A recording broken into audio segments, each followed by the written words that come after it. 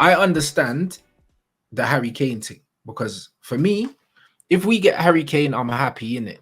I've said it. If we get Harry Kane, yeah, like I'm expecting us to win the title if we get him Mm. because those are the goals. Those are the goals that he's supposed to contribute to us, bro. He's Harry Kane. Just like when we got Van Persie. Like as soon as we got Van Persie, we were like, cool, we got to win the league now. Like it wasn't he might help us do. No, it was we have to win the league now because we got Van Persie. Everyone said we needed a striker that scored goals. We've got one. Now we need to win the league, innit? If we get Kane, we have to win the league. Now, if we get Kane, like I'll say it, like depending on how else the transfer window goes, if it's not this year, it's next year. But I'll still expect silverware next year with Harry Kane. I'll expect us to compete for We the got title. silverware this year without him, though. You know, like that. But the thing is, it's like it's the bottom of the barrel cup, if you know what I mean. Like it's the Carabao Cup. But next year, I'd actually be like, yo, man wants an FA. Man wants come April, May. I want to be in contention for this title, even if we miss out on it. Like I want to be there if I get Kane. I reckon with Tony, man would have to wait another year. I'll be honest. Like that's the way I look at it. I think No, with but I think Tony, it's we need Tony another and year. players. I think it's Tony and players, isn't it? Like Kane alone isn't the one, but I think the manager's gonna sign a few, man. Do you know what I mean? I feel like we need a number 10. I think the manager's going to get a number 10 because the manager don't trust Bruno in there. We've seen it this season now. The manager's pushing Bruno out wide all the time now. We've seen Sancho in the 10. We've seen Anthony in the 10. We've seen Weghorst in the 10. We've seen everyone but Bruno in the 10 recently, which tells me that he wants someone a bit more mobile, someone a bit more technically secure in that area, innit? And he can get the best out of Bruno's strengths, yeah, out wide because he can get the ball out his feet and just put it into the box, innit? So I feel like that number 10 position, yeah, is going to be something that he's going to be looking to strengthen. I think it needs strengthening, but I don't think we touch it this year. I'll be real. I think it's striker, right back, and a midfielder, maybe even two midfielders. Because, bro, Yeah, for we me, need right two, back, and one of them has to be a 10. he likes Bruno, bro. I don't think he'll shift Bruno. Yeah, For but not in me, the 10 though. you know what it is? Funny enough, I think when he shifts Bruno out wide, it's more to accommodate other Donnies than it is to shift Bruno. That's the way I look at it. To accommodate who then? Bro, like for example, man's got a winger at trade that can't do a job on the left or on the right. Where else am I going to put him? And that's Sancho. And let's be real, man's not going No, to part Sancho's ways been with playing Sancho. in the middle. Sancho's been playing in the Yeah. middle, and he's played well when he's been in there.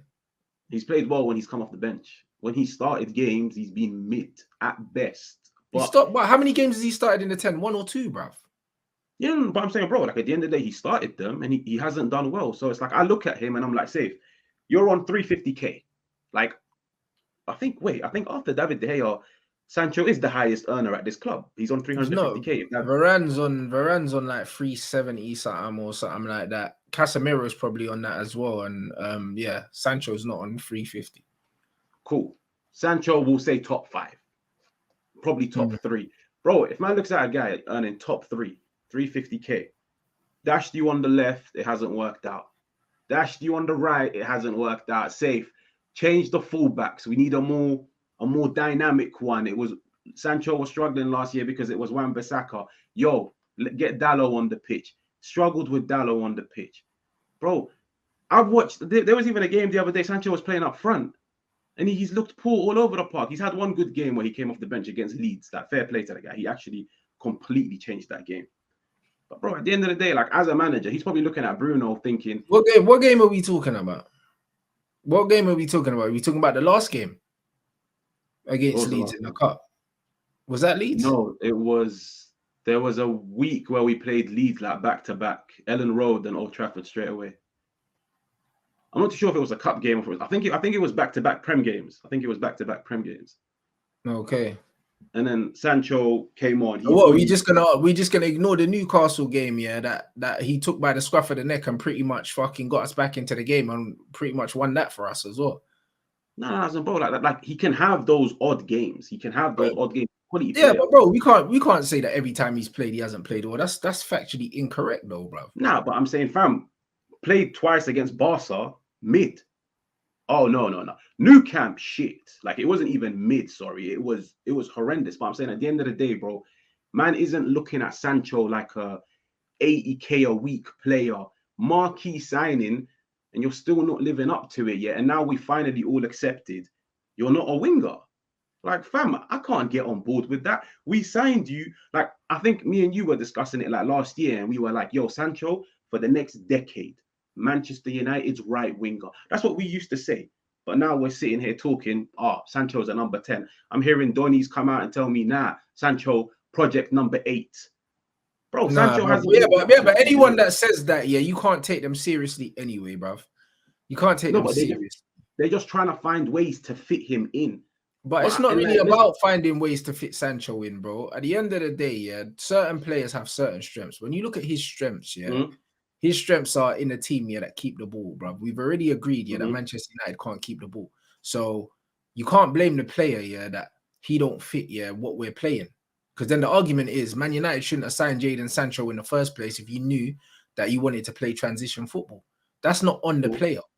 That's not on the player, bruv. Because at the end of the day, yeah, we're seeing players like Rashford thrive in this transition system. And it's not because he's great on the ball, bruv. It's because he's got explosive pace. That's it. That's it. No. You know what it is, yeah? Like, you see this whole Sancho possession base, this and that. Bro, I was on board with it last year. I'll be real. I was very on board. I was coming out telling it to the world. Until I realized Sancho didn't even come from a possession-based team, fam. Sancho came from a counter-attacking team where he was playing with Haaland, bro. So you see the whole put him in a possession-based team and we're going to get the Sancho of Dortmund. I don't get on board with that at all, because man was having to play with Haaland. You can't bounce the ball off Haaland. We watch Haaland week in, week out.